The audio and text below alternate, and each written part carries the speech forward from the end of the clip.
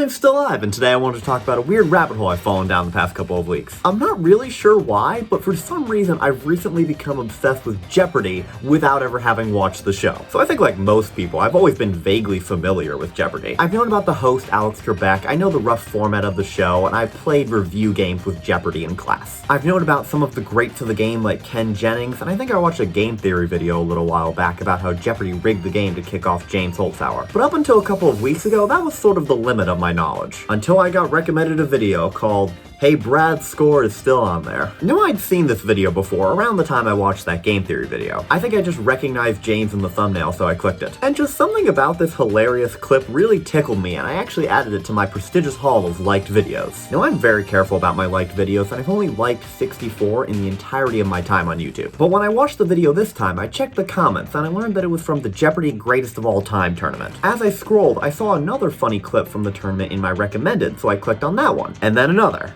And then another, and soon I was just watching clips of these three just actually playing the game. Fast forward to a few days later, I'm watching top 10 videos of the best Jeopardy players of all time, the longest running streaks, and I've even started listening to the Jeopardy theme song. To be honest, this is pretty much exclusively because of Ken Jennings, who's the new host of Jeopardy after the passing of Alex Trebek. I'm a big fan of long streaks, and if you don't know, on Jeopardy, if you play and win, you go on to the next game and you keep playing until you lose. Now, initially you were only allowed to play for 5 total days, until they changed it in 2004. And a few months after that, Ken came along and he didn't lose for 6 months straight. His total earnings were $2.5 million and he won 74 straight games. And that is the coolest thing I've ever heard, and ever since I learned just how dominant he was, I immediately just want to know how he did it. And by the way, in the 20 years since, James Holzhauer has gotten within $100,000 of Ken's total earnings. However, the current second best streak is still just 39 days. Like seriously, that level of knowledge seems inhuman. I know for a fact James has all these strategies to get in his opponent's heads and maximize his winnings, but Ken won pretty much just on pure knowledge. I've looked it up, and apparently his IQ is over 170, which is more than Albert Einstein, and I think he's the perfect choice to replace Alex Trebek. He used to be a software engineer, he's written multiple books, and his birthday is May 23rd, 1970. Now stop that right there. See what I just said?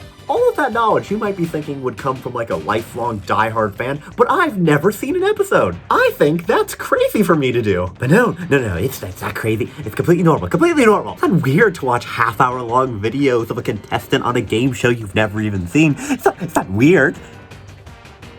Okay, fine, it's weird. But occasionally I have fallen into rabbit holes like this, but hopefully I'll have climbed out of this one by next week's video. But at the rate I'm going now, you'll be able to tell if I haven't, because it's going to be Jeopardy, hosted by Scott, with contestants Nate, Brothers, and Murphy. Anyway, thanks for watching, and hopefully, Nate, I'll see you on Tuesday.